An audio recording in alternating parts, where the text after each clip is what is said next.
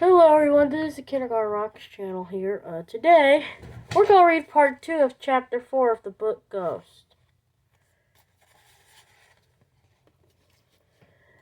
Back on the line, this time for the 300, toasted. Back on the line, the 200, roasted. Back on the line, the 200, roasted.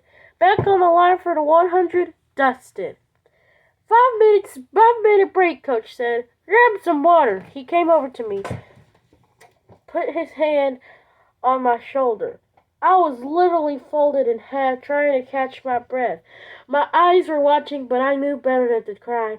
I ain't no crybaby, especially not over to running. You alright? Coach asked. I couldn't get the words out. Every time I tried to speak, the sound would shove back in my throat by a sharp inhale. So I just nodded. The coach squeezed my shoulder and pulled me up so that I was standing straight. Remember what I told you? Stand tall. Stand tall. I put my hand on my head, wove my fingers together. Now hustle up and get some water, Coach nudged me. You only got 3 minutes. Here's the other thing that I didn't really know about being on a team. There are rules to drinking water. I mean, I guess it might have been different on different kinds of teams, but on this team, everyone had their own water bottle that they had brought with them.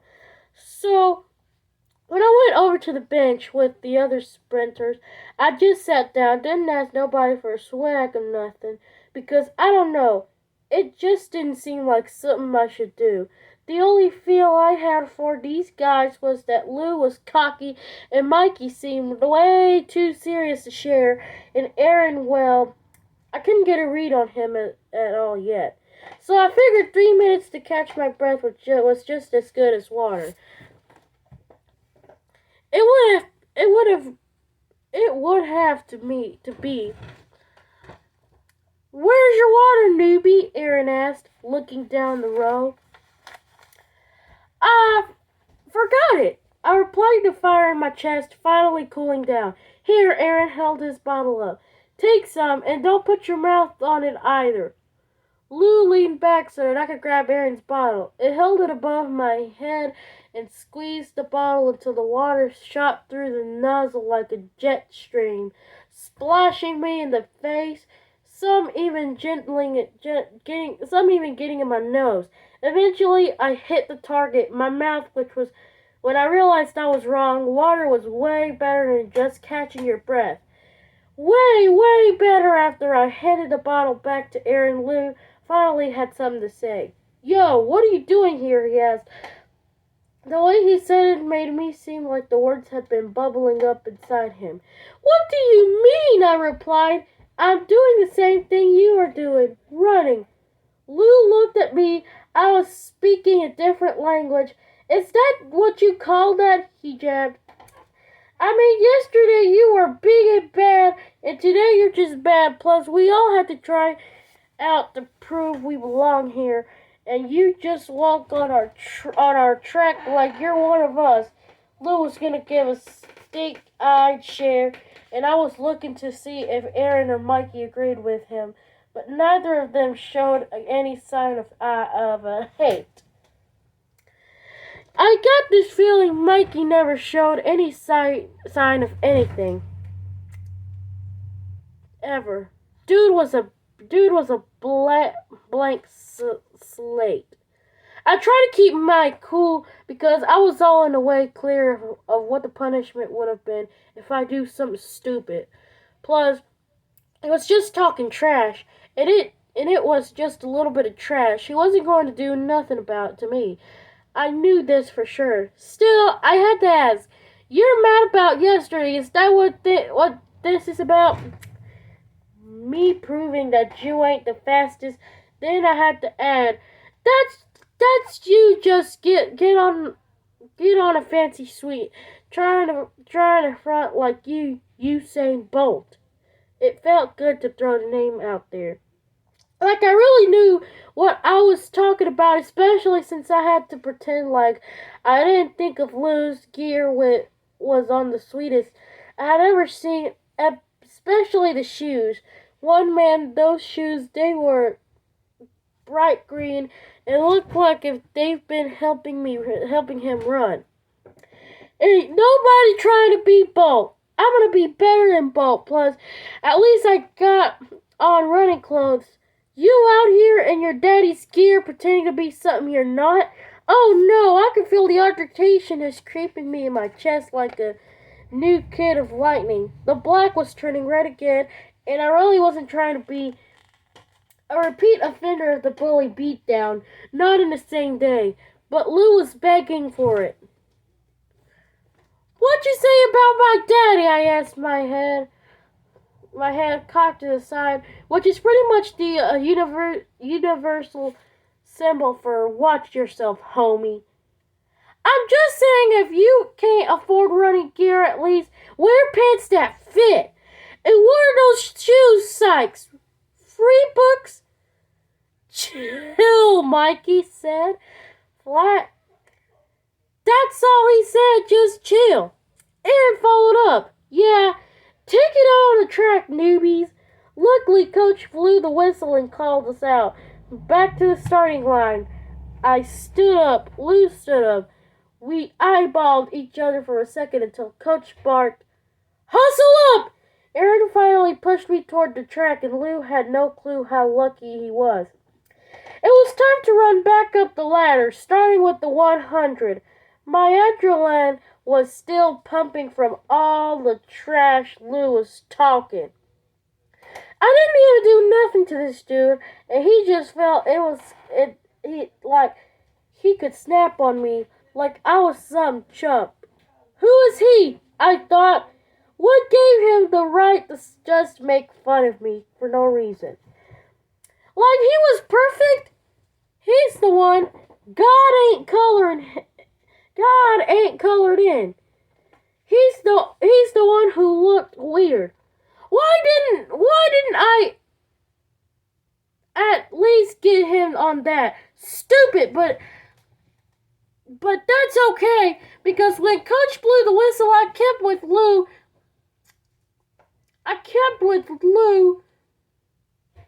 on the 100. Matter of fact, I might have even beat him. On the two, I did okay, but it was on the 300 where the day got even worse. I was win, but there were nothing that I was going to make a quit. Not after all the trash talk. Plus, I could tell Lou was tired too. He was pacing even harder than I was. And he didn't even hate the workout. Coach even had to tell me to stop bending over, which made me feel good.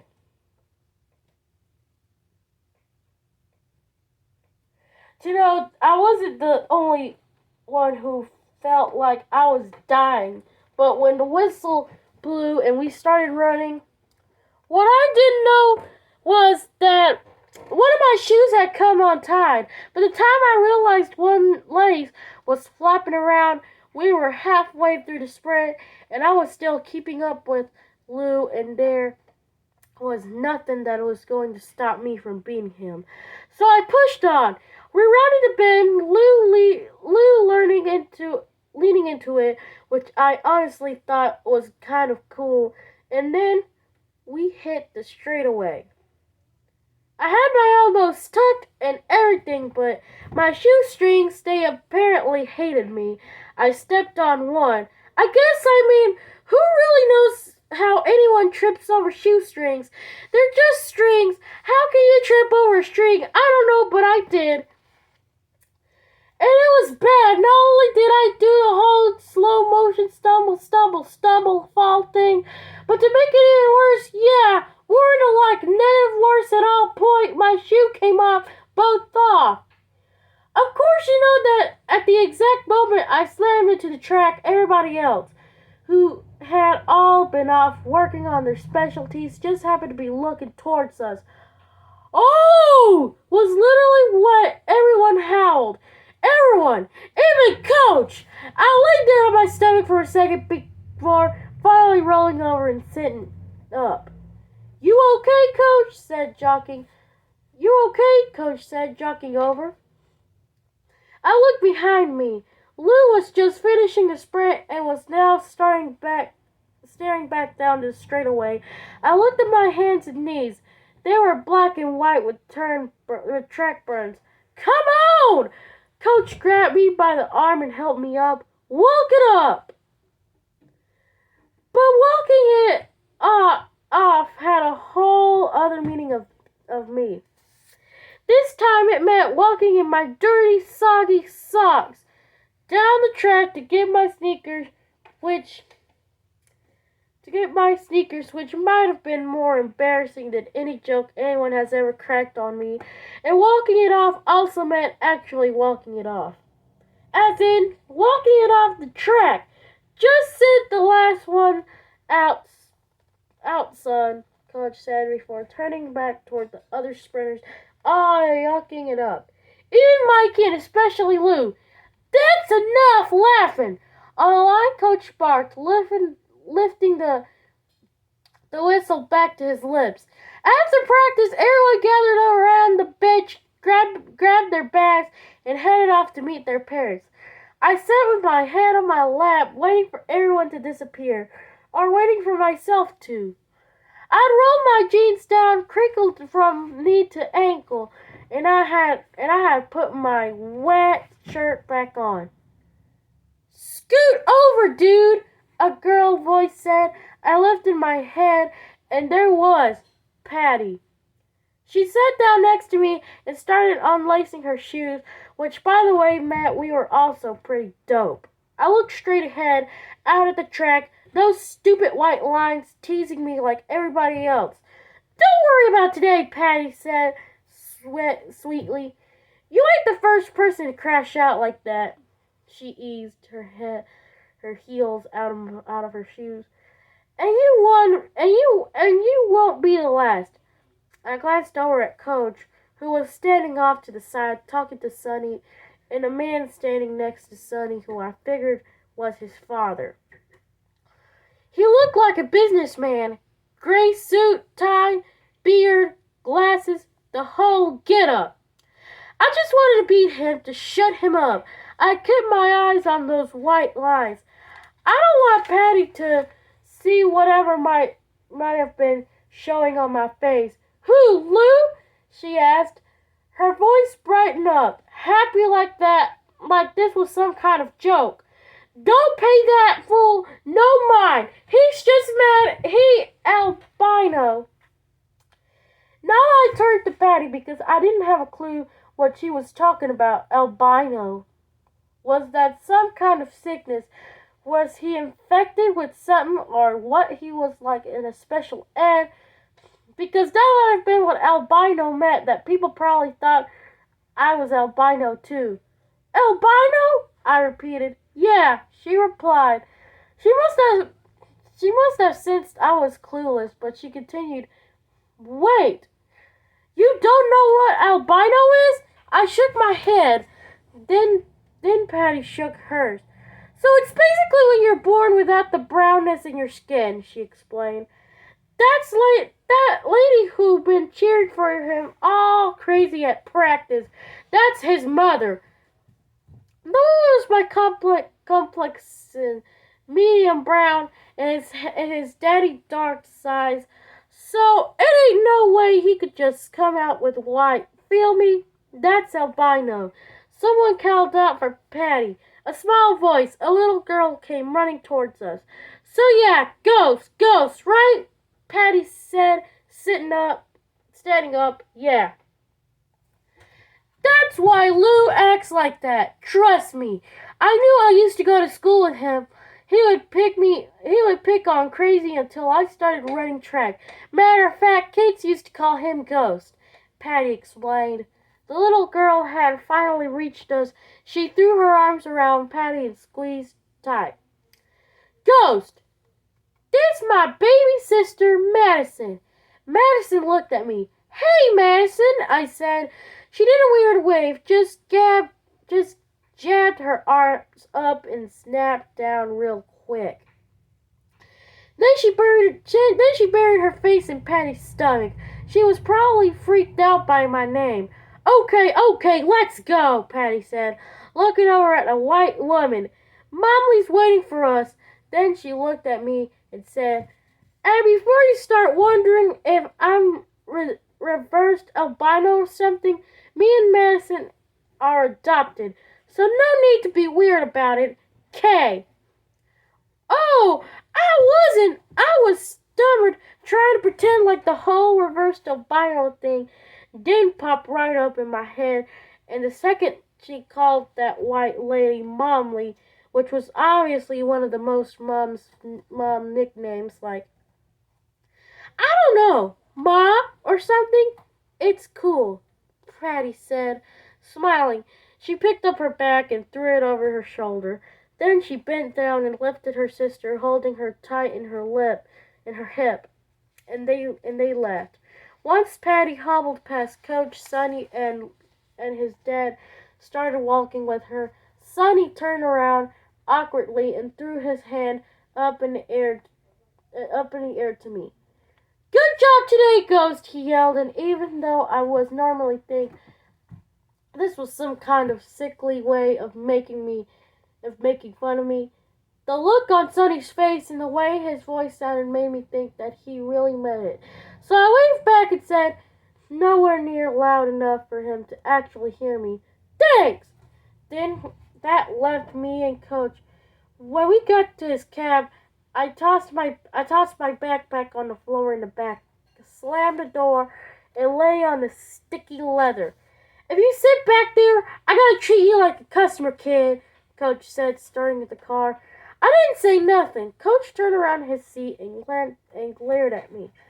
Okay, that's fine. I'm gonna run the meter if you're gonna make me drive you home in silence. I might as well get paid for it. Still, nothing for me. Not a word, nothing to say. All I could think about was how stupid it felt to crash and burn on the track like that on my first real day of practice, and how Brandon Simmons would have laughed me off the planet if he was there to see that, and how I had finally beaten him up for talking smack about me.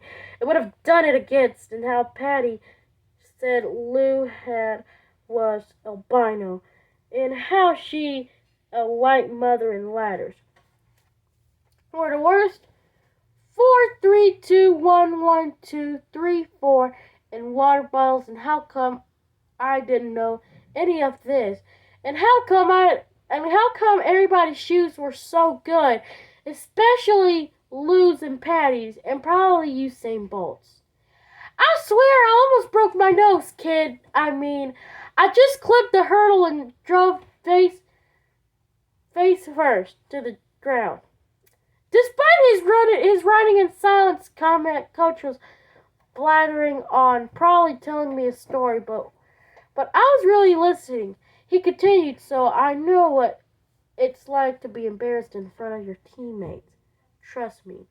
Tomorrow nobody will even remember. I heard this part that tomorrow nobody would remember, and I'm not sure if I believed it or not, but I knew what I could have done to help the situation. In addition to the ladders, water bottles, white parents, albino thinking, I also thought myself up a plan. When we pulled up in front of my house, Coach parked the car. $12, she said, trying to lighten the situation. Coach, nah, don't try to dash on me, he enlisted. You done already robbed me for half a day pays, but I pay you back already with all the sprinting I gave you earlier. I gone. Coach did a double take. Oh, you think that was for me? He pressed a finger to his chest. I shook my head and unlocked the door. After I got out, Coach rolled down the window. The car slowly drifted forward. Remember what I said, Ghost? He actually slided. Tomorrow it wouldn't matter. It'll be a new day, a new chance. When I got inside my house, I didn't waste no time. I knew what I needed to do, and I knew that I had to do it before my mother got home and made me eat dinner and watch some sappy flick with her while she protested doing her homework. She's beside working in the hospital cafeteria. She was also taking online classes. There were also textbooks in that big purse trying to get her nursing degree. She always says she can't wait to one day trade the serving spoon for a stethoscope and this house for a new one. Not one in Glass Manor, but she hated homework. I guess I got there from her. I dropped my backpack on the couch and headed straight for the kitchen. The drawer to the stove was where my mother kept leftover duck sauce, soy sauce, chopsticks, menu, me, menu, menace, tape screwdrivers, but most importantly, all her coupons organized in paper clips. My products seemed like everybody was having a sale on ketchup, which was a good thing because ketchup always made cafeteria food taste better, way better. Along with the coupons and the other stuff were the scissors. She used it to cut off those coupons. These were just regular scissors, though. Nope. These were hospital scissors. At least that's where my mom got them from. And when they were big and shiny and all heavy, like if a doctor got to cut somebody's arms off or something, it could just use these bad boys and snip, snip, bye bye arm, which was why I knew they'd be perfect for what I needed them for. I grabbed these scissors and sat down on the kitchen floor, using one foot to press against the heel of the other. I pushed my sneakers off. I yanked the laces out of both, so the fluffy tongues fell forward like drawbridges, coming down out of beat leather no name fortress. Because here's the truth. I was still so angry about what happened on the track, embarrassed. There was so much noise inside of me, so much of everybody's laughing. So, starting with the left shoe, I took those big scissors and began cutting and cutting, performing my own kind of surgery, the blade sawing and slicing into the black leather until the high parts of my high tops were gone. Well, guys, I hope you enjoyed chapter 4 of the book Ghost. Thank you for watching. Have a good day.